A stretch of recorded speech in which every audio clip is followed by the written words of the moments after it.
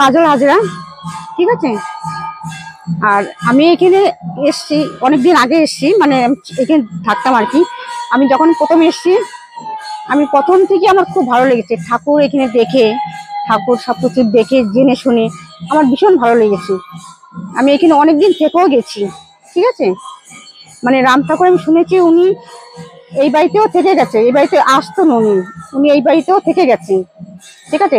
তা এইখান থেকে মানে যাদবপুরের আশ্রমে যদি এখান থেকে প্রসাদ না পাঠাতো তাহলে ওনার ওইখানে পুজো হতো না, ঠিক আছে। এইখান থেকে পুজো সবকিছু যেত, তাহলে ওই আশ্রমে পুজো হতো, যাদবপুর আশ্রমে। এই দিক দিয়ে আমার রাম ঠাকুরের পরে ভীষণ কৃপা, রাম ঠাকুরকে আমি খুব ভালোবাসি, কারণ উনি গুরুদেব। আমার ভীষণ ইচ্ছা আর কি, ওনাকে যে যা বলে উনি সেইটা উনি শোনে, ওনার ডাক সব পূরণ করে আর কি।